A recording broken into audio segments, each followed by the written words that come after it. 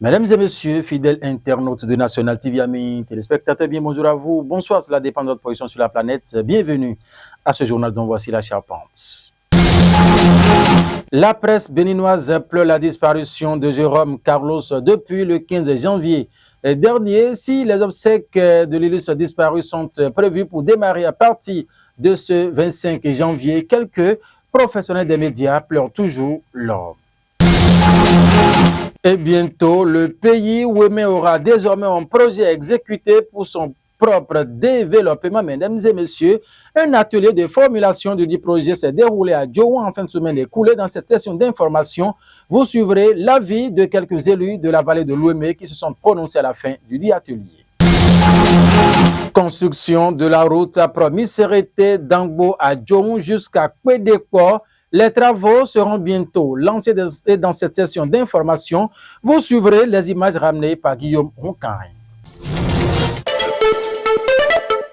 Mesdames et messieurs, à nouveau, bienvenue à ce journal. Comme je vous l'annonçais en titre, mesdames et messieurs, le pays Wémé connaîtra désormais un véritable développement et au cours d'un atelier qui s'est tenu en fin de semaine écoulée à la salle de réunion de la commune d'Adjohouan, les cadres de la dite vallée ont tenu un atelier élargi aux personnes ressources, sans oublier les 4 maires de cette vallée, la deuxième vallée la plus riche du monde après celle du Nil. À la sortie, mesdames et messieurs, de cette séance, nous avons tendu notre micro au deuxième adjoint au maire de la commune de Dangbo, Théophile Koyosonou, qui exprime ici toutes ses satisfactions et apprécie également l'initiative. Lorsque les communes de la communauté de la basse vallée de l'Ouémé, n'est-ce pas, se mettent ensemble pour donc lancer les projets communs, c'est la meilleure chose qui soit. Les minorités communautaires n'ont pas de grands moyens pour aller vers de grands projets structurants qui peuvent apporter donc le développement que nous souhaitons. C'est pourquoi la 4e mandature, depuis 2020, nous avons relancé, nous avons revu d'abord tout ce qui existait et nous avons relancé notre mise en commun. Techniquement, juridiquement, intellectuellement, culturellement, parce que nous partageons tout en commun. Et c'est pourquoi nous nous réjouissons de ce qu'aujourd'hui, nous avons fait des recommandations pertinentes. Elles sont 5. Et nous sommes allés vers donc, une feuille de route de grands projets et des feuilles de route avec des indicateurs de ce que nous voulons faire. Ce que nous voulons faire, c'est l'association des communes de pays Wémé. Lorsque nous disons pays Wémé, nous prenons en compte Bonou, Adjohouan, Dangbo et les Agégués. Dans l'actualité à présent, mesdames et messieurs, la position du président Patrice Talon dans le débat sur les élus qui devraient parrainer les candidats aux prochaines élections présidentielles au Bénin. Donc connu le chef de l'État béninois lors de la rencontre qu'il a eue avec les députés membres du parti de l'opposition, les démocrates, a dévoilé sa position. Le site d'information béninois Banunto a relayé ici les propos de Nourenou Attiadé, le président du groupe parlementaire, les démocrates, à leur sortie de séance que nous vous relayons justement ici à travers ce récit. Selon le compte rendu fait de la séance par le député Nourenou Attiadé, le président Talon estime que ce sont les élus de 2026 qui ont la légitimité de parrainer les candidats aux élections présidentielles de 2026, a relayé le site d'information béninois Banunto.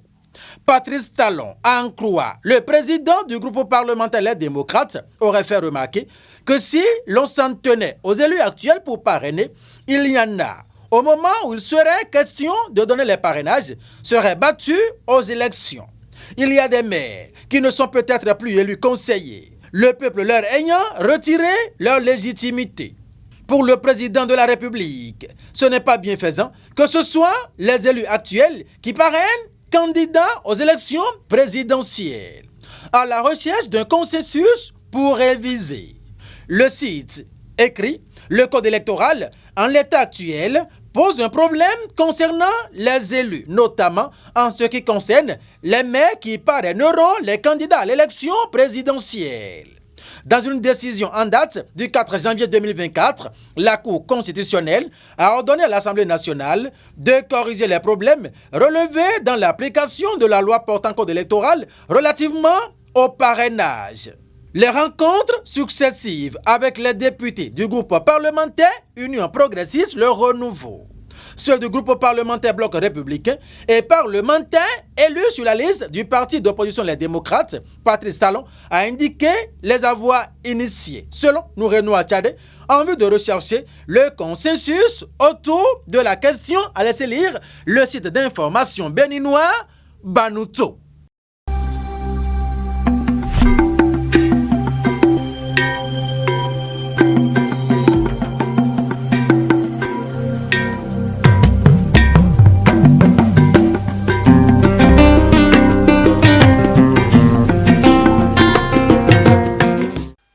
Ce mercredi 24 janvier 2024, le Conseil des ministres a eu lieu, comme à chaque mercredi d'ailleurs, sous la présidence du président Patrice Athanas Guillaume Talon. Suivez ici un extrait de Wilfried Léandre Umbedi, le porte-parole du gouvernement. Les travaux du Conseil des ministres de ce mercredi 24 janvier 2024 ont été conduits par le président de la République, M. Patrice Talon. À l'issue de la séance, les décisions que voici ont été prises. Au chapitre des mesures normatives, création de la Société béninoise de développement des semences végétales et plants et approbation de ses statuts. Le constat est fait que le système semencier national est dominé par l'informel et des méthodes d'approvisionnement peu efficaces, les producteurs effectuant des prélèvements directs des semences et plants sur le stock existant dans les champs pour la campagne suivante. Avec ce système, près de 80% des semences végétales sont utilisées dans les exploitations agricoles, ce qui impacte négativement le niveau des rendements. C'est pourquoi il est apparu pertinent de mettre en place un système semencier formel afin de garantir la qualité des semences et des plants avec une traçabilité nette depuis la sélection jusqu'à la commercialisation, en passant notamment par la multiplication. Pour ce faire, le gouvernement a fait l'option de créer une structure capable de gérer efficacement le dispositif national de production, d'agrégation, d'importation et de distribution de semences et plants. La mise en place de cette société participe donc d'une volonté de conforter durablement les performances de l'agriculture béninoise. Elle sera dédiée à l'organisation de l'industrie semencière autour des espèces vivrières, horticoles, fourragères, fruitières et forestières pour répondre aux besoins en semences et plants de qualité et améliorer le taux d'utilisation des semences et plants certifiés, hormis les organismes génétiquement modifiés OGM. De façon spécifique, cette société va œuvrer à promouvoir le développement des variétés de semences et plants, la conservation des souches des variétés adaptées aux exigences des utilisateurs ainsi qu'au changement climatique. Appuyer le renforcement de capacités de toutes les catégories d'acteurs impliqués dans le développement des variétés, la production et la gestion des semences et plants. Créer des réseaux de collecte et de distribution des semences et plants en veillant à prendre en compte les retours d'expérience des utilisateurs pour améliorer la qualité des semences et plants. Installer des centres modernes de traitement, de conditionnement et de stockage-conservation des semences et plants. Mettre aux normes les infrastructures existantes de production, de contrôle de qualité, de traitement, de conditionnement et de stockage-conservation des semences et plants. Renforcer les capacités de contrôle et de certification des semences végétales et plants. Les ministres concernés par le sujet accompliront les diligences nécessaires à la formalisation de la société et à son opérationnalisation. Au chapitre des communications, en point 1, mission de maîtrise d'œuvre complète des projets de réhabilitation de l'Institut français d'Afrique noire IFAN à Abomey et de construction des commissariats de police de Djegbadji et d'Avlekete à Ouida. Dans le cadre de la mise en œuvre du projet de réhabilitation des anciens palais royaux, l'UNESCO a recommandé de redistribuer certaines fonctionnalités du Musée des Rois et des Amazones du Dahomey, dont le site se trouve sur la liste du patrimoine mondial, aux anciens palais royaux, ainsi qu'à l'Institut français d'Afrique noire. À cet effet, un cabinet spécialisé dans la réhabilitation d'édifices à caractère patrimonial a été sollicité pour assurer les études architecturales et techniques, de même que le suivi des travaux. S'agissant des commissariats d'Avlekete et de Djegbadji, leur reconstruction se justifie par la présence des bâtiments qui les abritaient dans les emprises du projet d'aménagement d'une station balnéaire d'exception à Avlekete et du projet de construction du complexe touristique Marina près de la porte du non-retour à Djegbadji dans la commune de Ouida. C'est pour mener à bien ces missions que le Conseil a autorisé la contractualisation avec des cabinets identifiés et instruit les ministres concernés de veiller à la bonne exécution de leur cahier des charges. En point 2, signature d'un accord cadre pour le renforcement du programme nutritionnel des cantines scolaires et l'implantation d'une usine de transformation de produits agricoles locaux en compléments alimentaires. La malnutrition, en plus d'être la cause sous-jacente de plus de 45% des décès d'enfants de moins de 5 ans, est, dans sa forme chronique, un obstacle au développement et à la valorisation des ressources humaines. Grâce aux interventions de l'État, la prévalence de la malnutrition aiguë au Bénin s'est améliorée pour s'établir, suivant la dernière enquête démographique et de santé EDS, à 5% en 2018, tandis que celle de la malnutrition chronique, suivant la même trajectoire positive, est descendue à 32,2% en 2018. Malgré ces progrès, l'action de l'État doit s'intensifier pour combler rapidement les écarts. En conséquence, le gouvernement a donné plus d'envergure au Programme national d'alimentation scolaire intégrée, qui permet aujourd'hui à plus d'1 million d'enfants des écoles primaires publiques d'être alimentés par jour, puis créer l'Agence nationale pour l'alimentation et la nutrition. Si le modèle des cantines scolaires s'appuie sur l'utilisation des produits locaux pour diversifier et enrichir l'alimentation, la disponibilité des aliments est, cependant, tributaire des saisons. Pour maintenir la qualité des prestations et les améliorer en dépit de cette contrainte, il est nécessaire de trouver des solutions alternatives sous forme de compléments alimentaires fabriqués à partir de produits locaux en vue de garantir la richesse et la qualité des repas servis aux écoliers, quelle que soit la saison. Par ailleurs, la prise en charge des cas de malnutrition dans nos formations sanitaires se fait par des aliments thérapeutiques prêts à l'emploi que fournit un groupe spécialisé à l'UNICEF. Aussi, au regard des quantités utilisées, le gouvernement a-t-il jugé pertinent de développer une capacité de production sur place au Bénin, non seulement pour faciliter la disponibilité permanente de ces produits, mais aussi pour renforcer le tissu économique local.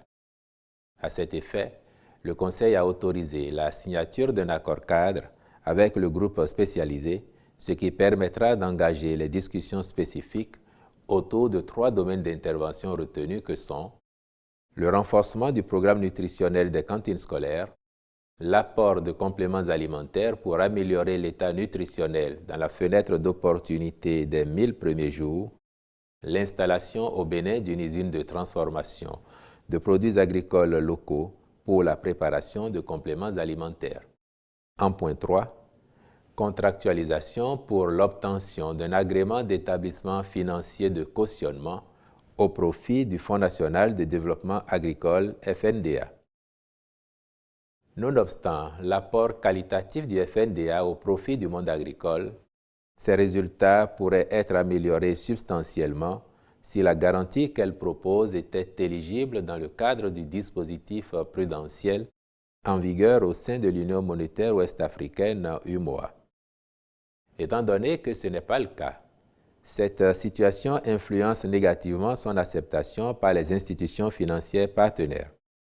C'est pour améliorer la qualité de cette garantie et élargir sa gamme de facilités d'accès aux financements agricoles que le gouvernement a autorisé le fonds à recourir à l'agrément de l'autorité de régulation bancaire de l'UMOA. Le Conseil a donc marqué son accord pour le recrutement d'une expertise internationale pour accompagner le FNDA dans le processus d'obtention du dit agrément d'établissement financier de cautionnement. Au chapitre des mesures individuelles, les nominations ci-après ont été prononcées.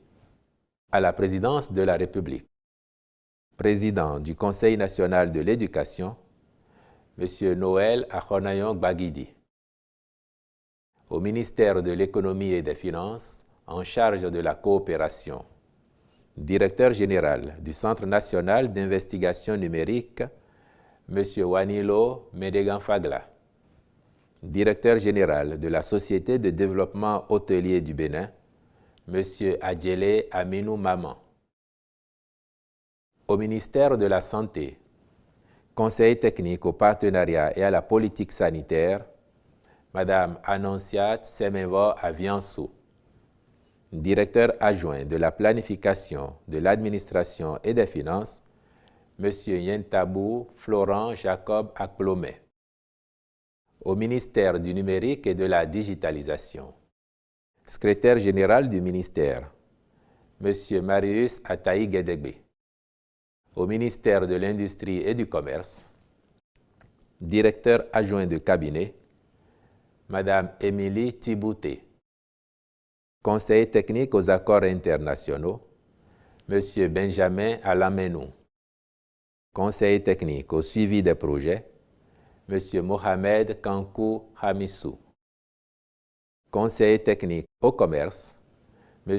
Isdine Opoint Akani Bouraïma. Directeur du développement industriel, Mme Muriel H. Nyambloou, je vous remercie.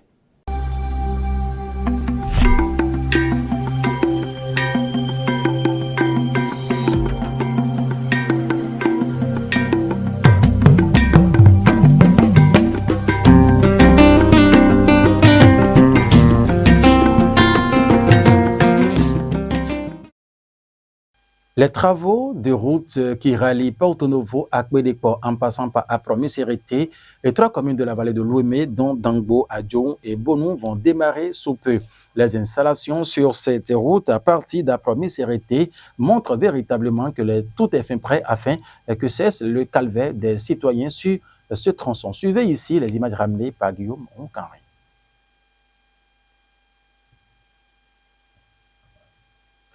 Ah oui, et la régie signale que cet élément n'est pas encore prêt. Nous allons certainement revenir à cela avant la fin de cette session d'information. Jérôme Carlos, je vous l'annonçais en titre, a rendu l'âme le 15 janvier dernier aux grandes dames de ses collaborateurs de ce fonds, également journaliste, écrivain au paix, mesdames et messieurs, sera donc inhumé ce 25 janvier 2024 dans son Porto Novo natal. Cependant, mesdames et messieurs, ah oui, les professionnels des médias pleurent toujours le décès d'un homme riche de par sa compétence. Suivons ici leurs impressions.